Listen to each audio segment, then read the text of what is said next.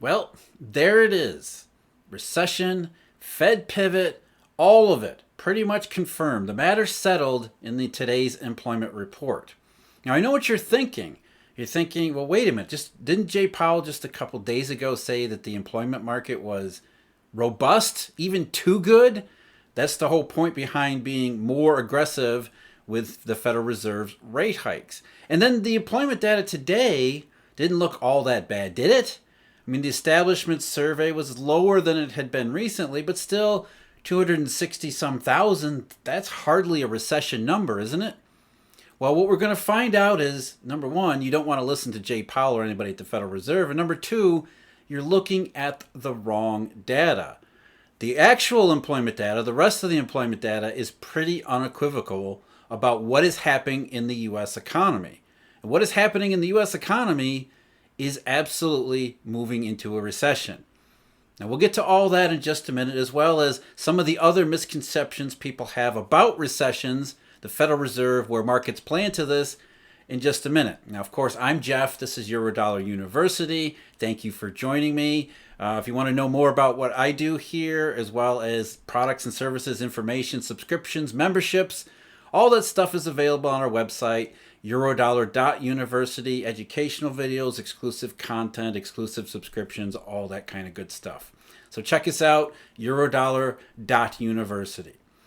Okay, so how do we get from the establishment survey saying 260,000 to me saying that this is definitely a recession leading to Fed pivot, lower interest rates, all that stuff that follows along with it? And the answer is, first of all, we have to back up and figure out what is going on in the real economy. And I think people have a lot of misconceptions about how these business cycles work. In fact, the very nature of a business cycle and the way it's dated by a certain group of economists lends to this misbelief that it's like flipping a switch. The economy goes from expansion right into contraction. I mean, isn't that what the NBER does? The NBER says the expansion ended this month and the contraction began. The peak of the economy was right here, and it's just you go from one to the other. But that's not how any economy actually works. Certainly not how the U.S. economy has worked forever. Certainly in its modern incarnations, even going back to the 19th century. Contractions are a process. It's not a one or an either or. We go through these transition phases where businesses quite naturally try to figure out where the economy is going, try to understand the situation that they're in. They don't just knee-jerk react all the time. It's not as if they're hiring workers one day and the next day they're just laying them off by the tens of thousands. That's not how it works. There's always a period of transition. And in that transition period, it leads to enormous levels of confusion, particularly on the part of policymakers who are themselves highly biased to always see expansion. Why? Because it's their job. Their job is to basically cheerlead the economy forward. And so if we do get into a transition period, the last thing they want to do is admit that we're transitioning to a contraction, because number one, people are going to point the finger at them. If you want to tell everybody you're in control of the economy and the economy's careening in toward recession, that's sort of the downside of the job that you've taken. But by and large, these econometric models that economists use, policymakers use, are unhealthily biased toward expansion anyway. So anytime where there's ambiguity, such as these transition periods, the models are going to come down in favor of overall economic strength. They're going to say the economy's doing just fine. It's nothing more than a minor slowdown. But it never actually is a minor slowdown. And when you look at the data beyond the headline establishment survey, you can see what's going on this transition. Even in the establishment surveys, the headline payroll number, which is heavily statistically smooth for a number of reasons, because the establishment survey was never really meant to be anything other than sort of the gold standard of high frequency data. So they don't want it to vary very much, because they want it to look like it's an accurate, dependable picture of an economy. An economy generally likes to go in a straight line. At least that's the theory here. And so over the last couple of years, the establishment survey itself has been massively smooth, especially in 2021, to remove high levels of variation. So it's not going to vary very much because that's the intent behind the establishment survey to begin with. And this year, especially since March, what we've seen is that the payroll numbers have slowed way down, which does nothing more than confirm what everybody has said already. Even Jay Powell has said, look, the labor market might have slowed down a little bit. It needs to slow down a lot more, he claims, and it looks like the establishment survey agrees with that claim, making it seem like the economy might be a little bit stronger than it is. This is another problem that the establishment survey has, moving toward from expansion into contraction through this transition period, because it doesn't do well when the trend cycle changes, because trend cycle is one of the subjective assumptions that goes into the establishment survey to begin with. So all we can derive from the headline payroll number is that it's at the lower end of its statistical range and it kind of wants to stay there, which suggests unusual weakness in the labor market compared to the prior period. Again, you can interpret that the way that Jay Powell does, or you can interpret that in the context of the rest of the labor market data. And the rest of the labor market data includes something called the CPS, or the household survey, current population survey. The household number isn't statistically smooth in the same way as the CES is, or the establishment survey is. In fact, the household survey, it's as if something happened around March and April. In fact, in April, the household survey fell for the first time since April of 2020. So a 2-year period, the household survey, which is normally more variable because, again, it's not statistically smooth, still, from that 2-year period from April 20 to April 2022, no negative numbers. Since then, starting with April of 2022, we've had 3 out of the last 7 months have been negative, including the latest one in October. Furthermore, the household survey shows us the labor force. The labor force has only grown by 250,000, and it has been down in 5 of the 7 months since March. And so over those 5 months, there was a big gain a couple months ago, which added altogether through those 7 months, the labor force has only increased by 250,000 in a 7-month stretch. During that same 7-month period, the civilian non-institutional population has increased by 1.1 million. Where did those other 800,000 potential workers, prospective workers, go? They went nowhere. They certainly didn't get into the unemployment rate, which is one reason why the unemployment rate is so low. Even though it ticked higher in October, that was because of the household survey. That's another misconception. The unemployment rate is tied to the household survey, and the labor force has been the more important part of that calculation, really going back to October 2008. It does not capture the participation problem. And why do we have a participation problem? Well, economists will tell you in the pre-2020 period between 2009 and 2019, Americans were drug addicted and lazy. It was our fault. We weren't able to join the labor force, and that created all sorts of problems for companies who wanted to hire workers. Labor shortage, all that nonsense. Maybe workers were not joining the labor force because they knew there weren't as many jobs. It certainly seems to be the case in 2022. Because we don't have the Great Resignation, we don't have YOLO, we don't have Uncle Sam's nickels funding everybody's extended vacations this year. And it's this year when the labor force has stopped increasing, even though the population is still coming. So like the household survey, the labor force shows something changed around March. But we didn't just go from expansion into contraction, because that's not how it works. And the most easy way, the most visible way we can see this transition phase, how it actually works in the real economy, is through a subsegment, the biggest subsegment of the household survey, which is full-time employment.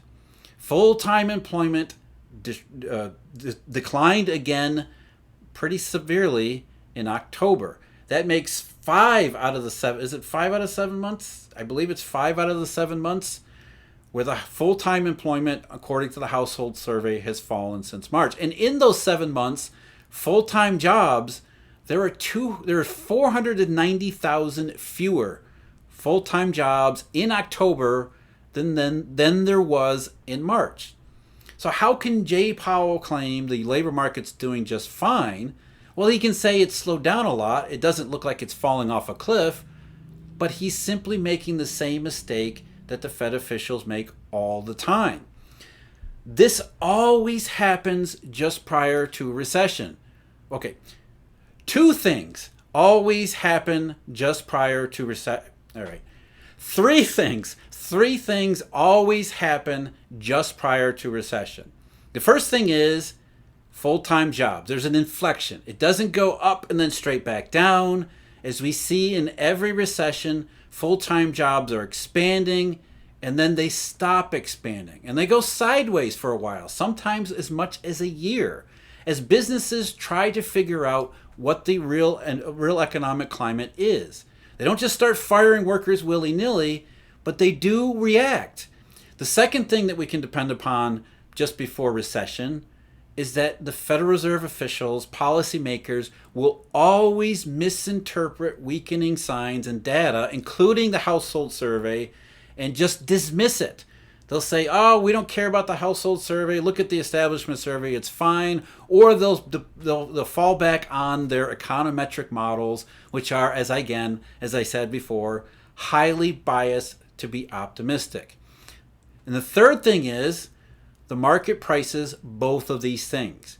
The transition phase, as well as policymakers in denial, that gets priced into the yield curve, which inverts.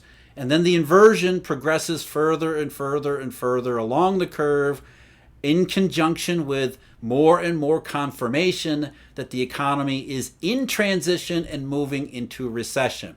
So those three things always happen just prior to recession. And we've got the full-time jobs inflection, we've got policymakers in denial, and we've got markets pricing both of those things. Now, just to show you that this isn't unique, that this happens every time, let's go into my deep dive analysis. I'm going to pick up some stuff that I've written about in the deep dive analysis from previous months, just to give you a sense of what's going on in them. Also, because it really it will help you understand that this is a repeating process. These things happen every damn time before we get to recession. Again, full-time jobs, inflection, transition period, policymakers in denial, markets pricing both of those things. So back in November of 2000, we saw the same thing, full-time jobs. The establishment survey slowed down but didn't look awful. Some of the other labor market metrics went along with the household survey. So it looked like maybe nothing more than a soft patch. It looked a lot like what we see in 2022, except that this full-time job data really did show the transition from the dot-com boom into what became the dot-com recession. But again, it wasn't just flipping a switch from one thing to the next.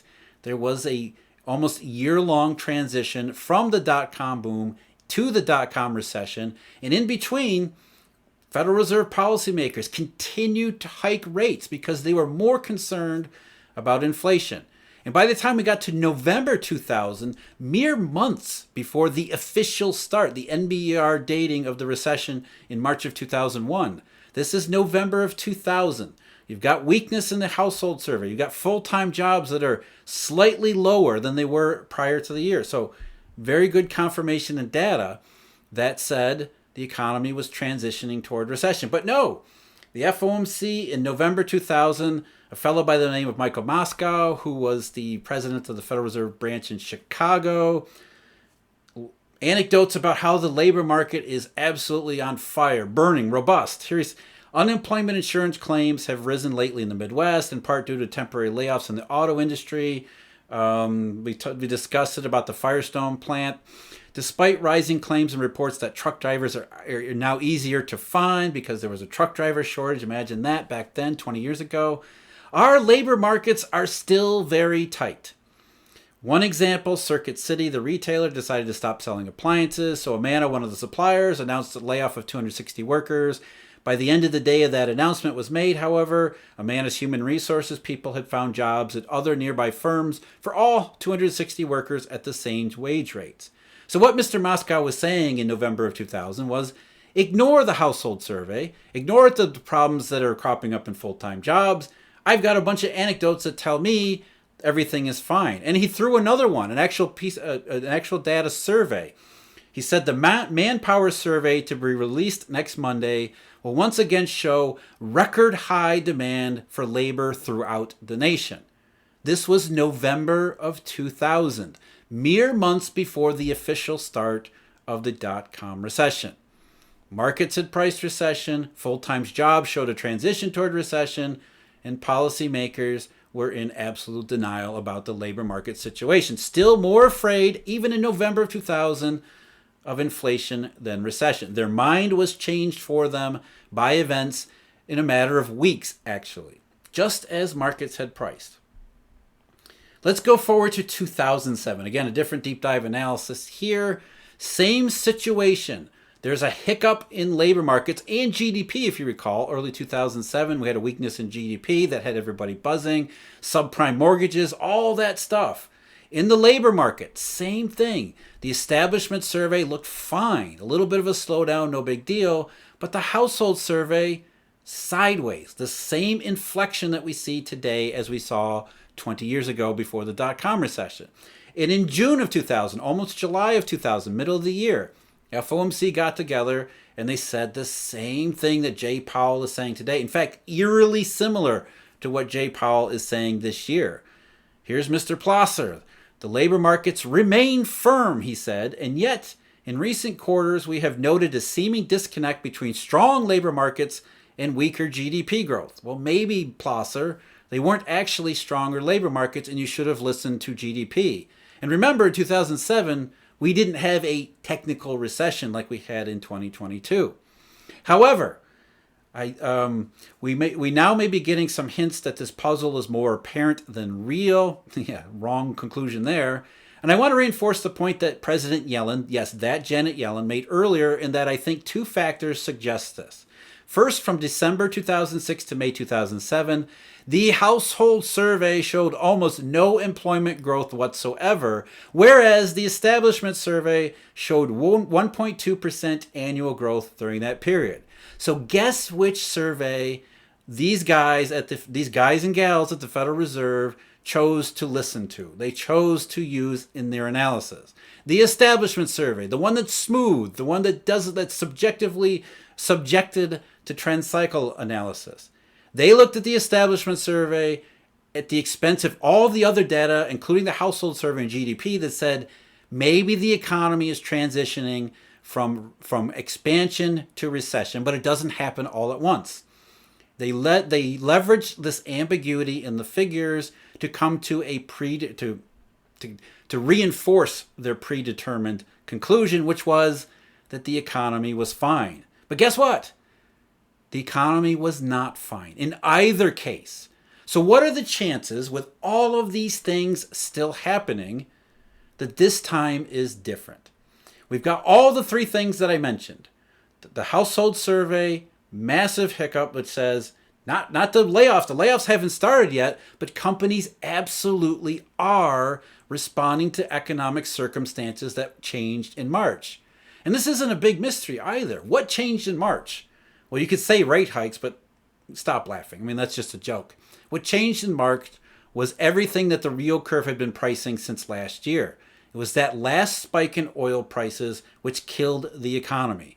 As that introduced too much in terms of energy input cost, businesses then started to take a more determined look at their situation, at their expenses, and said, well, we're not going to just start firing workers, but maybe we're not going to hire as many. Maybe we're going to start converting some workers from full-time to part-time, cutting back on hours just a little bit because the economy is doing something. All of the three things in 2022 are there, visible, available for everybody to see if you look at the right data and you stop listening to these idiot central bankers who always are over-optimistic, especially when it comes to the labor market. Full-time jobs, policymakers in denial, and the yield curve pricing more confidently, more certainty about both of those things. We have all of those going on right now along with a whole bunch of other data that tells us the economy is hitting recession. And if and when it does, or when everybody realizes it, including those at the Federal Reserve, there's your pivot. Interest rates go lower, as the markets have been pricing all along. Confirmation, pretty solid confirmation of recession in today's employment numbers. I'm Jeff. Thanks for joining me. Until next time, take care. As always, special shout out and thank you to all the Eurodollar University members as well as subscribers. If you want to check out what they're buying and what they're looking at, what they're doing, again, go to our website, eurodollar.university. As I said, until next time, take care.